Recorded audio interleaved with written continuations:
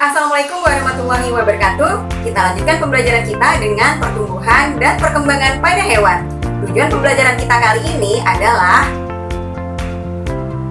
bagaimana? Sudah siap? Ayo kita mulai. Pertumbuhan dan perkembangan pada hewan dibagi menjadi dua fase, yaitu fase embrionik dan fase pasca embrionik. Fase embrionik adalah fase pertumbuhan dan perkembangan yang dimulai dari zigot hingga terbentuknya embrio sebelum lahir atau menetas. Pertumbuhan dan perkembangan zigot hingga menjadi embrio melalui 4 fase, yaitu morulasi, blastulasi, gastrulasi, dan organogenesis. Fase pasca embrionik adalah fase pertumbuhan dan perkembangan sejak embrio dilahirkan dan ditetaskan. Beberapa hewan pada fase pasca embrionik ada yang mengalami metamorfosis atau metagenesis. Sekarang marilah kita pelajari fase-fase embrionik pada hewan. Zigot merupakan hasil fertilisasi antara sel telur dan sperma. Sel telur mengandung materi genetik dengan jumlah N kromosom atau yang biasa disebut dengan haploid. Sperma juga mengandung materi genetik yang haploid. Ketika terjadi fertilisasi, materi genetik dari sperma memasuki sel telur. Sehingga setelah fertilisasi, sel telur memiliki materi genetik dengan jumlah 2N atau yang biasa disebut dengan diploid. Nah, sel telur yang telah mengandung materi genetik diploid ini dinamakan dengan zigot. Perlu kalian pahami bahwa zigot jumlah selnya adalah 1, dengan materi genetik yang diploid. Perkembangan embrio berawal dari pembelahan zigot yang awalnya hanya 1 sel menjadi 2 sel. Pembelahan ini terjadi secara mitosis. Pembelahan mitosis yaitu pembelahan 1 sel induk menjadi 2 sel anak yang identik dengan sel induknya. Kedua sel anakan ini selanjutnya membelah lagi secara mitosis sehingga terbentuk 4 sel, 8 sel, dan terbentuklah morula. Morula adalah kumpulan sel yang padat, mirip seperti buah anggur. Proses pembelahan zigot hingga menjadi morula dinamakan dengan morulasi. Sel-sel morula terus membelah secara mitosis sehingga terbentuklah blastula. Blastula adalah kumpulan sel dengan jumlah yang banyak dan bagian tengahnya berongga. Rongga bagian tengah blastula ini berisi cairan yang disebut dengan blastosul. Proses pembelahan sel-sel morula hingga menjadi blastula dinamakan dengan blastulasi. Untuk lebih jelasnya, marilah kita simak animasi berikut. Zigot akan membelah secara mitosis menjadi 2 sel, yang keduanya selanjutnya membelah lagi menjadi 4 sel, 8 sel, hingga terbentuk morula. Sel-sel yang terdapat pada morula ini terus melakukan pembelahan secara mitosis hingga terbentuk blastula. Blastula memiliki rongga berisi cairan yang disebut dengan blastosul.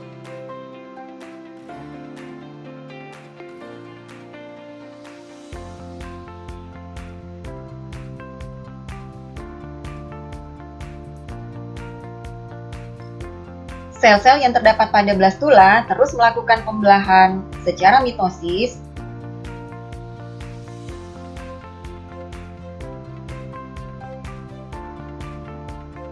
hingga terbentuk gastrula.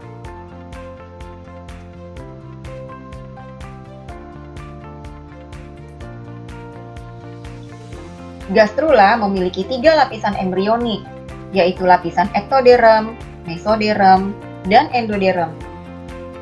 Ketiga lapisan embrionik yang ada pada gastrula ini kemudian berdiferensiasi membentuk organ melalui proses yang dinamakan dengan organogenesis.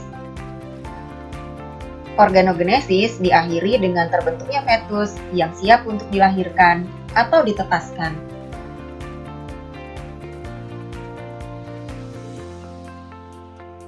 Dalam tayangan animasi tadi, blastula akan mengalami gastrulasi membentuk gastrula. Dapat kalian lihat pada gambar ini bahwa gastrulasi menyebabkan terbentuknya blastopor atau suatu celah yang membentuk rongga arkenteron. Semakin lama, rongga arkenteron semakin dalam dan menembus sel-sel lapisan terluar sehingga terbentuklah gastrula dengan cikal bakal mulut dan anus. Pada fase ini, embrio terdiri dari 3 lapisan embrionik, yaitu yang pertama, yang paling luar adalah lapisan ektoderm.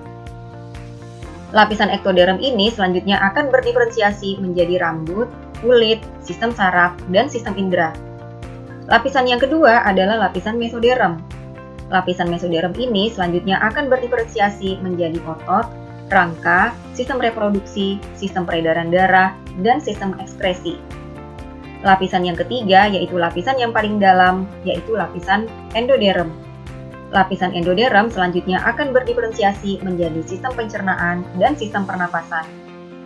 Apabila embrio telah memiliki organ-organ yang sempurna, maka embrio akan berkembang menjadi fetus yang siap dilahirkan atau ditetaskan. Pada fase pasca embrionik, beberapa hewan ada yang mengalami metamorfosis dan metagenesis. Metamorfosis adalah perubahan bentuk secara bertahap semasa hidup suatu hewan. Jika kalian mengingat kembali pelajaran kelas 10, maka kalian tentu sudah tahu bahwa ada 2 macam metamorfosis, yaitu metamorfosis sempurna dan metamorfosis tidak sempurna. Metamorfosis sempurna misalnya pada kupu-kupu, katak, dan nyamuk. Sedangkan metamorfosis tidak sempurna misalnya pada belalang, kecoak, dan capung. Sedangkan metagenesis adalah perubahan fase kehidupan dari seksual ke aseksual dan sebaliknya. Contoh hewan yang mengalami metagenesis misalnya adalah Obelia dan Aurelia. Pada manusia, fase pasca embrionik dibagi menjadi beberapa masa, yaitu yang pertama adalah masa balita. Masa balita yaitu usia 0-5 tahun. Pada masa ini, kemampuan fisik, motorik, komunikasi, dan kemandirian mulai berkembang. Yang kedua adalah masa kanak-kanak, yaitu usia 6-10 tahun. Masa ini disebut juga dengan Golden Age, karena pada masa ini pertumbuhan dan perkembangan terjadi dengan pesat. Pada masa ini, anak-anak mulai mampu merekam kejadian di sekitarnya, memiliki rasa ingin tahu yang besar, serta mulai mengenal hal-hal yang baik dan hal-hal yang buruk. Yang ketiga yaitu masa remaja, yaitu masa di usia 11-18 tahun. Pada masa ini, manusia mengalami masa pubertas, dengan ciri-ciri antara lain perubahan yang cepat secara fisik, ketertarikan dengan lawan jenis, emosi yang labil, suka mencari perhatian, dan suka meniru figur yang dikagumi. Yang keempat yaitu masa dewasa. Masa dewasa yaitu masa usia 19 hingga 50 tahun. Pada masa ini, perkembangan otot dan otak telah memuncak dan telah matang secara emosional. Kemudian, selanjutnya adalah masa lanjut usia, yaitu usia 50 tahun ke atas. Masa ini merupakan masa non-produktif. Pada masa ini, sel-sel tubuh mulai mengalami degenerasi. Tubuh cepat letih dan daya tahan tubuh terhadap penyakit mulai menurun. Pertumbuhan dan perkembangan pada hewan dan manusia juga dipengaruhi oleh faktor internal dan faktor eksternal. Faktor internal terdiri atas gen dan hormon. Hormon yang mempengaruhi pertumbuhan dan perkembangan pada hewan diantaranya adalah yang pertama ada tiroksin, yaitu hormon yang merangsang proses metamorfosis. Yang kedua ada somatomedin, yaitu hormon yang merangsang pertumbuhan tulang. Yang ketiga ada ekdison, yaitu hormon yang merangsang terjadinya proses ekdisis. Sedangkan hormon yang mempengaruhi pertumbuhan dan perkembangan pada manusia diantaranya adalah yang pertama ada tiroksin. Tiroksin adalah hormon yang mempengaruhi metabolisme, pertumbuhan fisik, menurunkan kadar kalsium dalam darah, dan mempengaruhi perkembangan mental. Yang kedua ada somatotropin, yaitu hormon yang merangsang sintesis protein, metabolisme lemak, dan merangsang pertumbuhan tulang dan otot. Selanjutnya ada estrogen. Estrogen adalah hormon yang berfungsi dalam merangsang pertumbuhan ciri-ciri kelamin sekunder pada wanita. Selanjutnya ada testosteron, yaitu hormon yang merangsang pertumbuhan ciri-ciri kelamin sekunder pada pria. Sementara itu, faktor eksternal yang mempengaruhi pertumbuhan dan perkembangan pada hewan dan manusia diantaranya terdiri dari yang pertama, yaitu nutrien. Nutrien merupakan sumber energi untuk pertumbuhan dan perkembangan. Selanjutnya, air. Air merupakan tempat berlangsungnya reaksi-reaksi kimia di dalam tubuh. Selanjutnya, yaitu oksigen. Oksigen merupakan bahan penting respirasi aerob dalam metabolisme sel. Selanjutnya yaitu cahaya. Cahaya berfungsi dalam mengaktifkan provitamin D menjadi vitamin D. Selanjutnya adalah lingkungan. Lingkungan yaitu tempat tinggal hewan yang mempengaruhi pertumbuhan dan perkembangan hewan. Misalnya, hewan-hewan yang hidup di daerah beriklim dingin akan mempunyai lapisan lemak yang lebih tebal daripada hewan-hewan yang hidup di daerah beriklim panas. Nah, sekarang kita lanjutkan dengan uji pemahaman diri ya. Seorang bayi lahir tanpa tempurung kepala.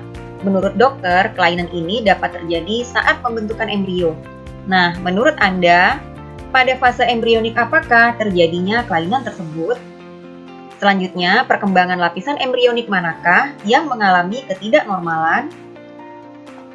Uji pemahaman diri selanjutnya, Anda berasal dari pertumbuhan dan perkembangan zigot yang selama masa pertumbuhannya membelah secara terus-menerus secara mitosis. Menurut Anda, apakah materi genetik yang terdapat pada sel kulit Anda sama atau identik dengan materi genetik yang terdapat di dalam sel darah putih Anda? Selanjutnya, apakah materi genetik yang terdapat pada sel kulit Anda sama atau identik dengan materi genetik yang terdapat pada zigot Anda? Uji pemahaman diri yang terakhir, nutrien adalah faktor eksternal yang merupakan sumber energi untuk pertumbuhan dan perkembangan hewan dan manusia.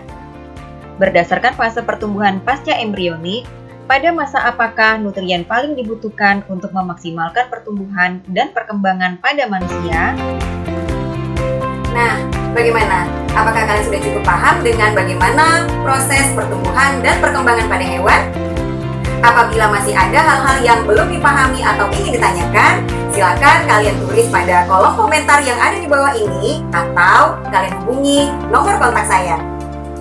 Saya akhiri, wassalamualaikum warahmatullahi wabarakatuh.